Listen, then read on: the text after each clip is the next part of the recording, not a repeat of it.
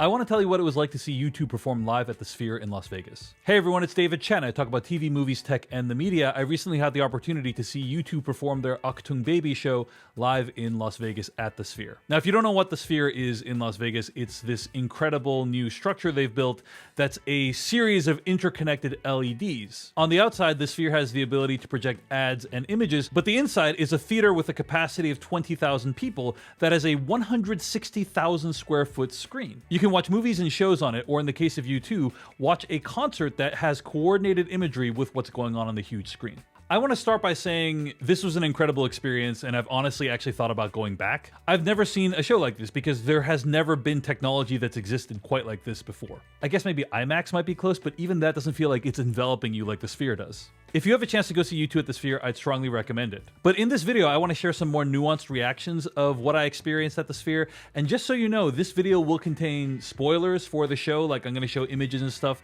that I caught on video. And so if you're going to go see U2 already, you might be spoiled a little bit. But if you're not going to go see them, then hopefully this video will give you a sense of what it was like to be there. I want to say a little bit about the music first before I even get to the Sphere experience. U2 is one of the greatest bands of all time. They've made some of the greatest songs of all time, some of the most popular songs of all time. I was really impressed with their professionalism, and they really seem to want to put on a good show and for everyone to have a good time. I love Achtung Baby. I love the set list they chose for this concert, and it was a great mix of older songs and newer songs. I do think the band is getting on in years. They're no longer at their musical peak. And you can kind of tell when you're watching them at the Sphere compared to watching them on Rattle and Hum, for example. But anyway, those are minor details. You want to hear what it's like to be at the Sphere, right? So let's go. So the Sphere is located near the Venetian Hotel, and I'll just say you should budget a decent amount of time to get there if you're planning to go. I would say it takes a good 20 to 30 minutes just to figure out which entrance to go to and how to get to your section. Once you're inside the Sphere, it's a pretty cool design. There's a lot of escalators, stairs, and elevators that will get you where you need to go. And if you're into the Sphere aesthetic, I think the interior matches what they're putting out into the world.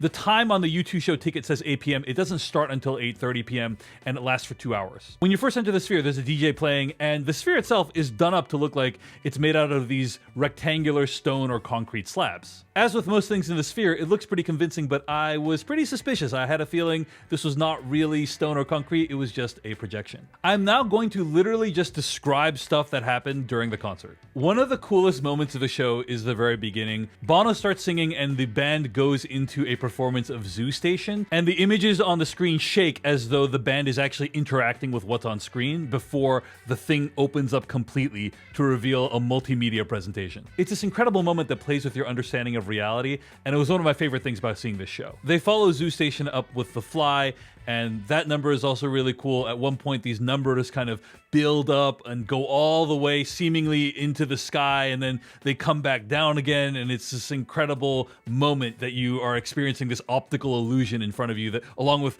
20,000 other people. I will say there was a really interesting mix of numbers that use the Sphere to its full potential and numbers that were just way more subtle and kind of projected the images of the band members onto screen. In the 2-hour show, I would say maybe a good 30 minutes of the show didn't use the Sphere to any huge or meaningful degree. And I honestly think that's okay, because if you're experiencing that much stimuli for 2+ hours, I think it would be a little bit exhausting. Overall, I think they found a decent mix of subtle things and in-your-face things. Now, I will say in general, the imagery that is shown is not super subtle. It's really in your face, and it really tries to augment or spell out the meanings of the songs that they're singing. But there is one moment that I really appreciated for how kind of nuanced it was, which was they were performing a version of Love is Blindness, and the screen is completely blue. Almost feels like you're underwater. And then these little bugs start appearing on screen, like silhouettes of bugs start appearing on screen until they cover your entire field of view. And that was like pretty cool. I was impressed by that. The Sphere is really bright. At many points, some of the images simulate daylight. And if you didn't know it was nighttime, you would believe that, hey, this is a window into the outside world and it's daytime right now. What's really impressive is the scale of it. There's just so many moments when you feel like you're being enveloped by the image, and there's just nothing else like it. Of course, U2 being consummate showmen, they save the best for last. There is a sequence of songs at the end of the set that is just really spectacular. In particular, With or Without You is incredible. The way it happens is he's singing With or Without You, and it starts with this sphere in the desert. It slowly fills up with water, and the sphere starts turning around slowly, and it opens up, and then it just surrounds the audience with its insides.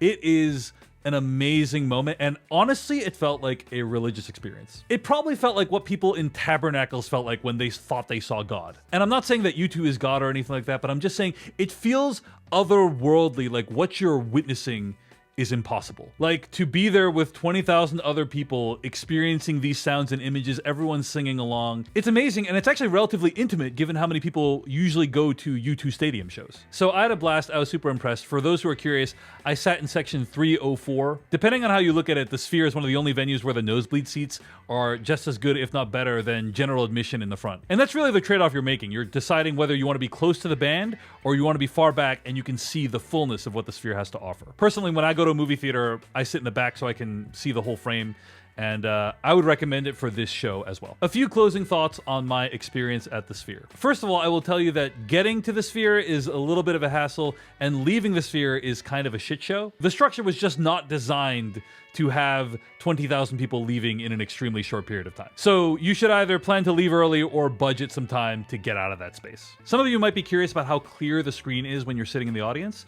Images are projected at 16K, and I have to say, from where I sat, they looked razor sharp. It looks really cool. Because of how sharp it is, it actually feels like the screen is much closer to you than it is. The other thing is, there is something very fall of the Roman Empire feeling about the Sphere. Like, are we a society that's creating increasingly larger, more gaudy and ostentatious tributes to its own greatness right before something catastrophic happens? And look, I think very possibly yes. Very possibly yes. But if you are going to revel in nihilism and embrace in the nothingness that is to come in American society, then the Sphere is going to give you a front row seat. That's it for today. Let me know if you saw U2 and what you thought of them, or if you're planning to go see them in the comments. And until next time, I'm David Chen. See you in the next one. Goodbye.